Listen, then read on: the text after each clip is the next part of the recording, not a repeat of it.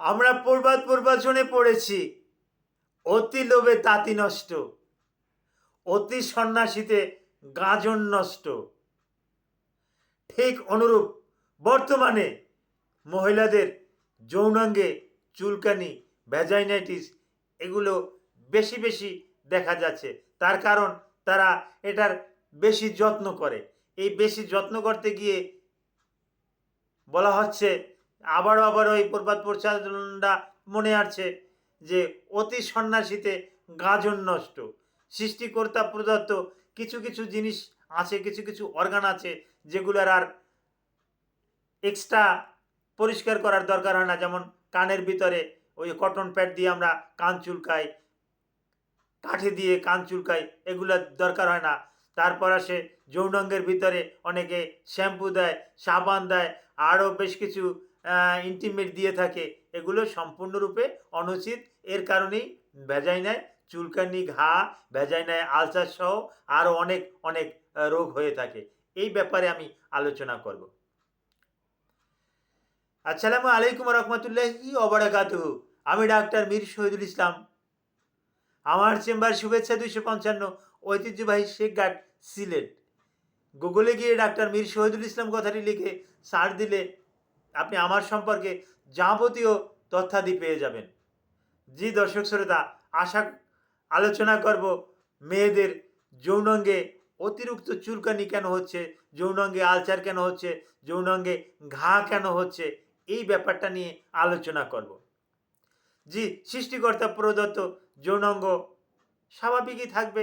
ওখানে যদি একটু স্বাভাবিকভাবে আপনি পরিষ্কার পরিচ্ছন্ন রাখেন তাহলেই যথেষ্ট। কিন্তু এই স্বাভাবিক না রেখে আপনি চিন্তা করলেন যে এটাকে আর একটু ভালো পরিষ্কার রাখি, আপনি ওখানে ডিটারজেন্ট দিলেন, সাবান দিলেন, আপনি ওখানে ভিতরে শ্যাম্পু দিলেন, কিন্তু না, এটা দেওয়া যাবে না। কারণ ওর ভিতরে কিছু ব্যাকটেরিয়া আছে, হিতকর ব্যাকটেরিয়া আছে। আপনি যখন ডিটারজেন্ট দিবেন, আপনি যখন শ্যাম্পু দিবেন, শ্যাম্পু দিলে ওর ভিতরে, ভ্যাজাইনার ভিতরে ওই ভালো ব্যাকটেরিয়াগুলো মারা যাবে, যার পরিপ্রেক্ষিতে ওখানে বসবাস করবে খারাপ bacteria, fungus, east, mould, candida albicans, এগুলো কিন্তু ওখানে গ্রো করবে। আর ওটা গ্রো করলেই ওখানে কিন্তু চুলকাবে, খাদ্যাবে, র্যাশ হবে। অনেক সময় খাদ্য দেখা যেতে পুরো ভ্যাজাইনাটা ফুলে যাবে, ভালভা ফুলে যাবে।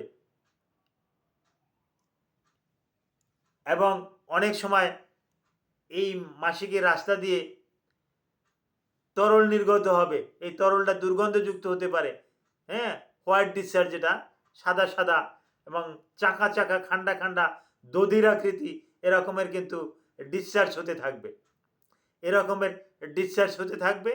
ডিসচার্জ হলে অনেকে ভয় পেয়ে যান, তখন আরও অন্য রকমের অনেক কিছু করেন, সেটা আরও খারাপ। এগুলো নিয়ে আলোচনা আমি করব না।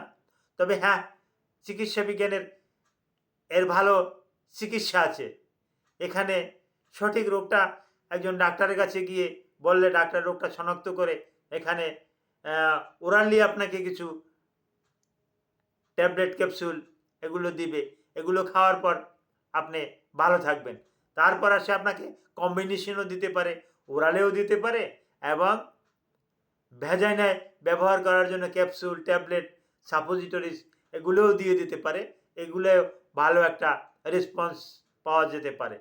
যদি গর্ভকালীন সময় হয়ে থাকে তাহলে আমরা সাধারণত ওরালে ওষুধ দিচ্ছি না, ভ্যাজাইনায় ব্যবহার করার জন্য সাপোজিটরিজ, ক্যাপসুল, ট্যাবলেট এগুলো আলোচনা সাপেক্ষে কিছু দিয়ে থাকি। অনেক সময় দেখা যাচ্ছে যে আপনি ডাক্তারের কাছে যেতেও দেরি, সময় মতন যেতে পারছেন না, আপনি ভুগতেছেন।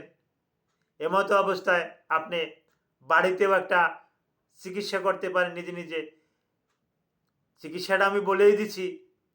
বড় একটা প্লাস্টিকের একটা বল, গামলা, এই গামলার ভিতরে 5 কেজি, 5 লিটার কুসুম কুসুম জল রাখবেন, কুসুম পানি রাখবেন, কুসুম গরম পানি রাখবেন। এই গরম পানির ভিতরে 2 চিমটি লবণ দিয়ে দেবেন। হয়তো লবণে অনেক সময় দেখা যাচ্ছে যে সঠিকভাবে দিতে পারেন না, না লবণের দরকার নাই, আপনি মেডিসিন দিলেন, সেখানে পভিডন আয়োডিন দিলেন। এই পভিডন আয়োডিন 4 চামচের 2 চামচ দিয়ে ওই কুসুম গরম পানিতে আপনি যদি 10 থেকে 15 মিনিট বসে থাকেন, এভাবে 5-7 দিন বসে থাকেন, তাহলেও কিন্তু আপনি একটা ভালো একটা রেসপন্স পেয়ে যাবেন। তো এই ব্যাপারে যদি আপনাদের আরও কারো কিছু জানার ইচ্ছে থাকে, ভিডিওর কমেন্ট বক্সে কমেন্ট করলে আমি জানিয়ে দেব। Thank you all.